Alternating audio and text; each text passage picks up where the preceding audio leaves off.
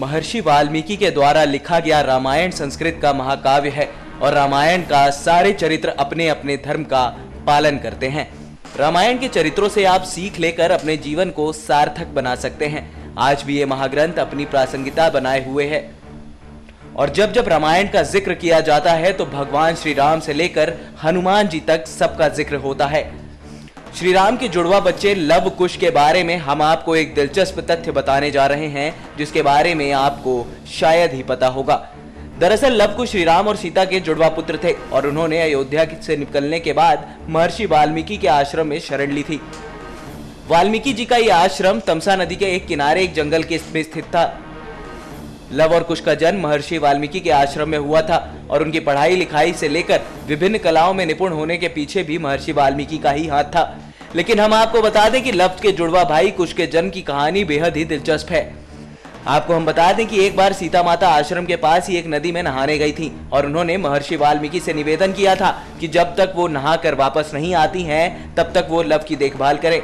महर्षि वाल्मीकि उस दौरान लिखने में काफी व्यस्त थे, फिर भी उन्होंने हाँ में अपने सिर को हिला दिया।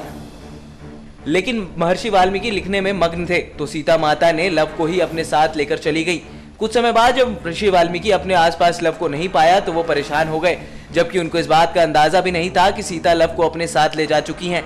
इस बात से महर्षि वाल्मीकि काफी परेशान हुए कि माता सीता को आखिर जवाब क्या दिया जाएगा। इसी कारण से वाल्मीकि ने कुश की मदद से लव का हूबहू एक बच्चे का निर्माण कर दिया। हम आपको बता दें कि कुश दरअसल एक घास होती है जिसे चटाई और छत के निर्माण करने में इससे मदद लिया जाता है। जब सीता माता स्नान करके लौटी तो उन्होंने वाल्मीकि के पास लव को देखकर हैरान रह गईं।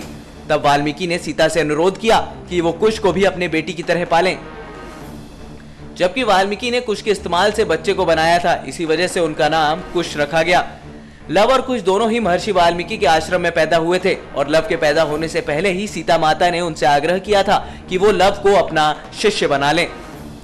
महर्षि वाल्मीकि ने 5 साल की उम्र में लव और कुश को शिक्षा देनी शुरू कर दी थी और वाल्मीकि के सानिध्य में लव और कुश धनुष विद्या में महारत हासिल कर चुके थे और वो ध्वनि की रफ्तार से भी तेज धनुष चला सकते थे। महर्षि वाल्मीकि ने दोनों को तीरंदाजी में बेहद ही पारंगत कर दिया कि उनको किसी भी युद्ध में हराना काफी मुश्किल था। वाल्मीकि ने लव और कुश के साथ एक मानसिक तौर पर कनेक्शन बना लिया था जिससे वो अपना सारा ज्ञान लव कुश तक पहुंचाया करते थे। उन्होंने लव और कुश को रामायण का ज्ञान भी दिया था और उन्होंने श्री राम के चरित्र को खासा तवज्जो दिया था।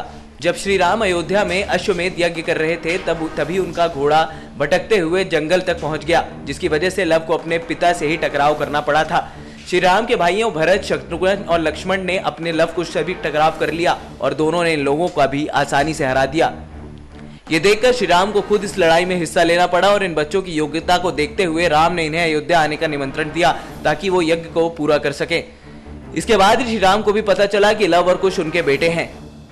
नेक्स्ट 9 न्यूज रूम के लिए विनीत राय की report. Subscribe now to receive new updates, reviews and news.